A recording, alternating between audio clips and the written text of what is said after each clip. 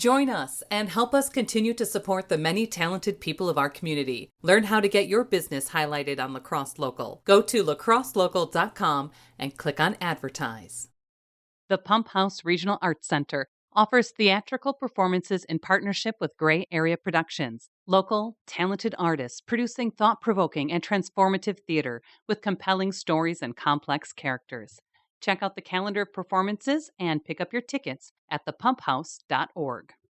Drive, walk, or take a carriage ride through Riverside Park for Rotary Lights. Over 3 million lights sparkling on the Mississippi now through New Year's Eve. A stunning holiday light show with a mission to feed the hungry. Admission is free, but a cash or food donation is appreciated. Visit rotarylights.org to learn more. Join us at the La Crosse Winter Roots Festival, Saturday, February 11th at the La Crosse Center. We'll celebrate Wisconsin favorites in music, cuisine, local beer, and spirits. Grab tickets at lacrosselocal.com.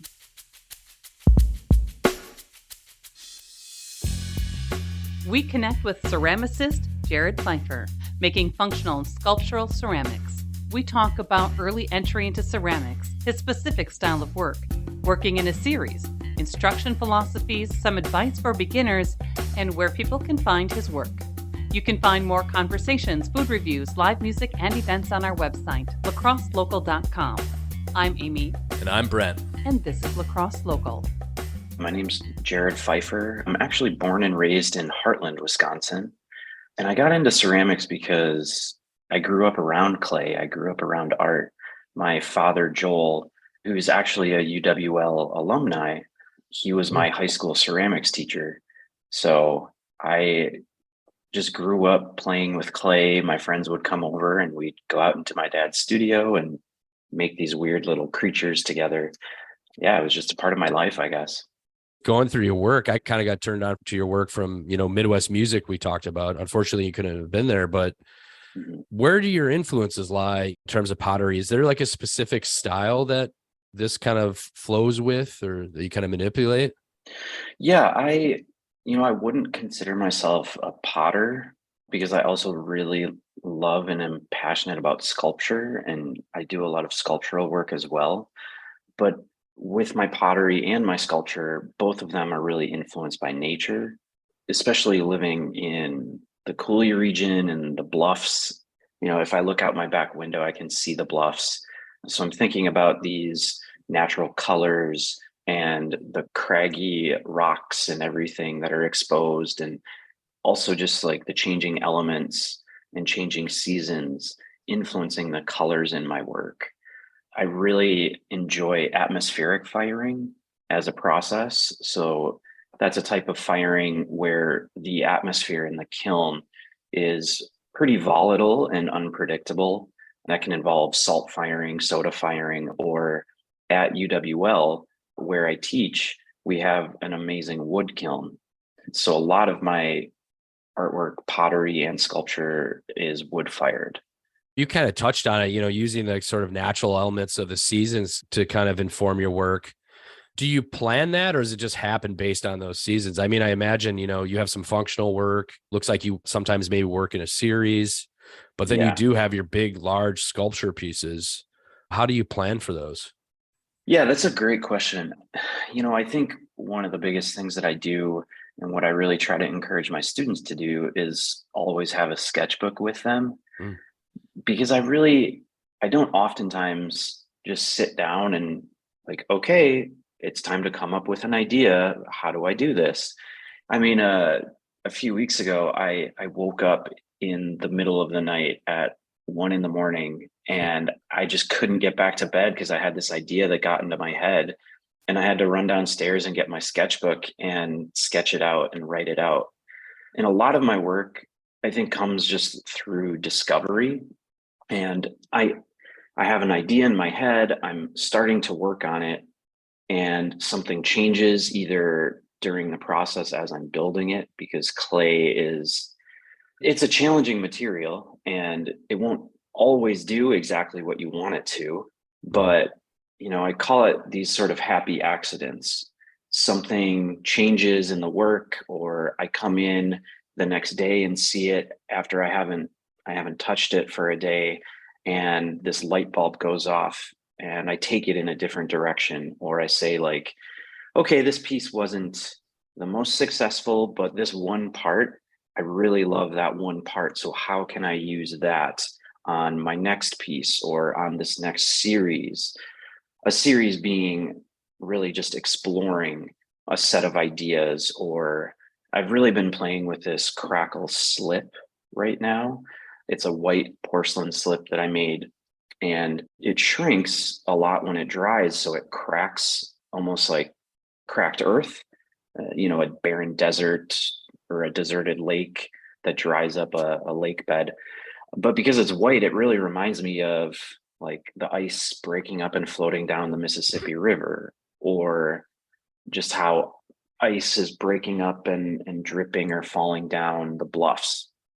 Yeah, so it's not necessarily planning for one piece. It's more of thinking about these little ideas or noticing these things in nature and then thinking about how I can incorporate them into a work. Looking at your Instagram page, it looks like you have a few examples from that, and it almost kind of harkens back to just looking at like a driftless area map in some ways from the area as well. Yeah, definitely. It's such an incredible like topography around here. I definitely think about those valleys and peaks and the bluffs and the erosion with that series of work. With anything related to that ceramics, pottery, and sculpture, it looks like there's a lot of repetitiveness in terms of some of your sculpture in a very interesting way. Is that just the whole process, creating those same pieces over and over again? And maybe some of this is your older work, but just looking at these pieces that almost look like orbs or donuts in some sense, casting light on the walls. What is it like kind of putting that together? Yeah, I really am drawn to the idea of repetition and minimalism, usually not using a lot of really bright colors or chaotic glazing. And with those, I did those in grad school, a series. I slip cast about 500 of these hollow donut forms. And I was initially building them as like adding them together to create a standalone sculpture. And it was going okay, but then I came into my studio one day and I left one standing straight up, and then I saw the shadow that was cast from the morning light, and that was like this aha moment. And I knew that I wanted to play with them individually on the wall, but really not focusing on the pieces. It's focusing on that shadow that is being cast. So I'm not I'm doing some slip casting still and using that with simpler forms. I love when you can have a basic form and play with the idea of repetition and building up. When you have a lot of them, the sum is so much greater than the parts. And I just think it's like incredibly immersive and interesting when you kind of lose yourself in a work because it is so large on the wall, even if the individual pieces aren't necessarily massive. You kind of talked about, I guess, relaying instruction with people's work. How do you work with others in creating or setting them on a path? Is it real hands-on, or is it something that you're just kind of instilling them some certain ideas to work with? I am the ceramics professor at UW La Crosse, and this is actually my 15th year of teaching. Mm. I've really, really loved teaching and have a passion for teaching. Both of my parents were teachers, and I'm very thankful and very lucky that I had such strong and amazing teachers and mentors in my life, both in art and ceramics and outside of that as well. So really my goal with teaching, I mean, ceramics is such an intensive material, and there's an infinite amount of ways that you can go wrong and make mistakes and have catastrophic failure, pieces blowing up, glaze melting everywhere and ruining your piece or your kiln shelf. So I really start by trying to teach the basics and talk about that, and we also start teaching about the elements and principles of design. So trying to have students understand or articulate why they're making these decisions. Well, why did you put this piece here? Or why are you having this happen that way? And then as they continue to progress through that, and many students I've been able to work with for 3 or 4 straight years at UWL, which is amazing, getting to see how they progress and how they're discovering their artistic voice and being able to articulate that. And so that is really the end goal. As they become more advanced, it's okay, why are you making this work? What is important about it? What are you trying to show the world or say about yourself? And then how they can articulate that. And then I also really want to set them up for success in whatever their next step is after school, whether that's grad school, teaching, working in a gallery, etc. For those kind of outside the sort of academic component of this work, do you have any advice for, beginners that are just starting out, no matter what age they are? Yeah, I mean, ceramics is, I think, a really approachable material.